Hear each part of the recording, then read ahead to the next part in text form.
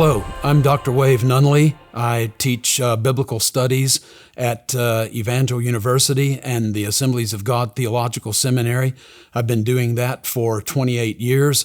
My focus is on the Jewish backgrounds of the Bible. I lived in Israel, studied under Jewish professors for doctoral work, and that's the area of strength that I bring to the study of Scripture. Today, we're going to be discussing the book of Colossians.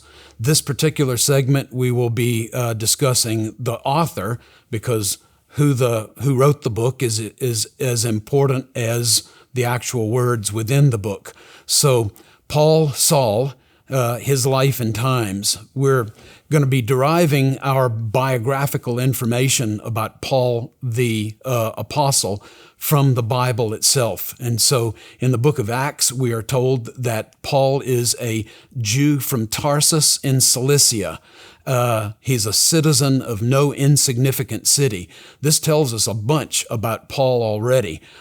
He's Jewish, but he's a Jew who doesn't live in the land of Israel. Rather, he lives in the diaspora, the Jewish communities outside the land of Israel. Tarsus and Cilicia are a part of the province of Asia Minor, and we'll be looking at a map in just a moment to get our fix on Paul geographically. In Acts 22, we're told by Paul that he was educated by Gamaliel.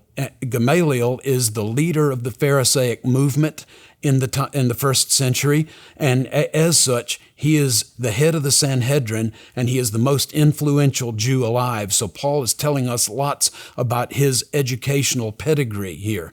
He also says that he was brought up strictly according to the law of our fathers, which means that he is among the more stricter, or the Shammaiite type of Pharisee. Here we have a picture, a map of the Mediterranean basin from Italy and on the left-hand side all the way to the land of Israel on the right-hand side. And I've taken the liberty to mark this map with a couple of important places for our discussion of the book of Colossians. Paul grows up in Tarsus. That's the circled city in the right-hand side of the map. That whole area is Asia Minor. And he also is educated in Jerusalem, which is in the lower left, marked with the large red circle, red dot. From Jerusalem to Tarsus is about as far as from New York City to Detroit. It's 591 miles exactly as the crow flies. So that gives you a little bit of idea of distance in terms of the map that we're going to be using for our study of the book of Colossians. The other two cities that are circled, more or less in the middle of the map, the right-hand one is Colossae. The left-hand one is right on the western shore of Asia Minor, and that's the great city of Ephesus that was the capital of Asia Minor. In Acts chapter 7, we continue with our biographical study of Paul, and he says that the text says that he was a young man and was presiding over the martyrdom of Stephen in Acts chapter 7. There was a young man named Saul, and Saul was in hearty agreement with putting Stephen to death. In the next text, at the beginning of chapter 8, we're told that Saul began ravaging the church and was in the process of putting Christians in chains in prison. So Paul agrees with the martyrdom of Stephen and then uses that as a springboard to persecute the church more broadly. We're told in Acts chapter 9 that Paul was still breathing threats and murder against the early Jewish Christian church in the land of Israel, and that he had gone and asked for letters from the high priest to go to the synagogues at Damascus to take Jewish Christians captive there as well. And then we're told in verse 3, as he was approaching the city of Damascus, suddenly a great light from heaven flashed around about him, and we hear about the conversion of Paul there in Acts chapter 9, verse 3. Interestingly, we're told in Acts chapter 22 and 26, this same story. So if something is repeated in Scripture, this is a way, before you had italics or exclamation points, to emphasize something. Luke, the writer of the book of Acts, is telling us that the conversion of Saul, this Damascus Road experience, was a turning point not only for Saul personally, but also in the history of the early church. In 1 Corinthians, Galatians, and Philippians, we're also told by Paul himself, in his own words, about this major change, this hinge in his life's journey.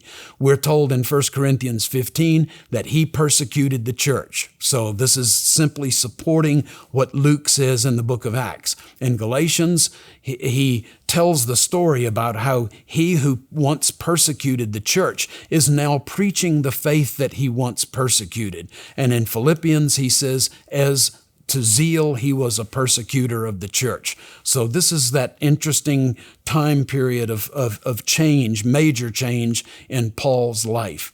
What we're getting then from this little biographical sketch that we've done through Scripture, using Acts as well as Paul's writings himself, is that he was a Greek-speaking Jew who grew up in the diaspora, not in the land of Israel. At some point early in his life, though, he transitioned to living in Israel, living in Jerusalem, and studying under the greatest Pharisee of his time period, Gamaliel, the head of the Sanhedrin. He was a member of a stricter group of Pharisees, and that probably is what led to his persecution of the early church. He was a persecutor of the early Jewish Christian church, and he was actually serving as the apostle or the sent one of the high priest when then he came into contact with the resurrected Jesus and became Jesus' apostle to the Gentiles. He was a preacher of the gospel. He was a teacher. He was a well-traveled missionary who took at least 3 major missionary journeys, and he was an author of Scripture. He wrote 13 letters or books in the New Testament, and since the New Testament contains only 27 books in its entirety, Paul wrote almost half of these. We read from the book of Romans all the way through the Corinthian correspondence, Galatians, Ephesians, Philippians, Colossians, the purpose of our study in this series of videos. We read of his 2 letters to the Thessalonians, 2 letters to Timothy, another one to Titus, and a final letter to Philemon. The reason that I've put these 3, Ephesians, Colossians, and Philemon, in yellow on this slide is because these are all interrelated. By the way, the book of Romans, the book of Philemon, Paul's letters in our current New Testament are ordered from longest to shortest. We find Paul using the standard literary form of the first century, a greeting, a body, which is the lion's share of the letter, and then a farewell. Interestingly, today, when we write letters, sometimes even emails, we use this same kind of flow to communicate today. In the body of the material, we hear about Paul using 2 major sections in the body of his letters. The first typically deals with what God has done for us. The second is what God is asking in response to his kindness from us. And then finally, Paul concludes with greetings and farewell at the very end. Other important characteristics that we should keep in mind with respect to Paul and his writings is that he wrote in the common or KOINE Greek. He doesn't write in Hebrew. He writes in common Greek and not high literary Greek because he wants everyone to have access to and to be able to understand his words. Paul writes longer than the average letter written in the first century, to the tune of about 1,000 words. The average Greek letter is from 90 to 200 words. Paul's average length is 1,300 words. The longest letter that he wrote, Romans, is over 7,000 words.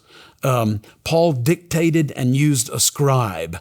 This was common practice in the first century. He would speak the words of his letters, and someone else would write it down. We read in the book of Romans, for example, in chapter 16, I, Tertius, who write this letter, greet you in the Lord. So who's writing Romans? Is it Paul or is it Tertius? Yes, Paul is dictating. Tertius is the scribe writing down his words. Paul will say in 1 Corinthians, Galatians, Colossians, and 2 Thessalonians, see with what large letters I am writing this with my own hand. It's a distinguishing mark in every letter that I write. This is the way that I write. And we wonder, well, why is this? 2 Thessalonians 2:2 tells us very clearly why this would be the case. He says, don't be disturbed by a letter as though it were from us. So it seems like that there were forgeries going around in the first century. Paul wants to go to whatever extent he needs to make sure that the people he's writing to know and understand that this is a genuine letter from Paul. Finally, Paul uses a delivery system that's quite unique. There is no, United Postal Service in the Roman Empire. No one had access to delivery through a Roman imperial system. So if you wanted a letter delivered, you went down to the dock and you hired a ship's captain or a first mate or something, or you sent friends that you trusted with these letters that were written on really expensive writing materials. We find this actually taking place in the book of Colossians itself.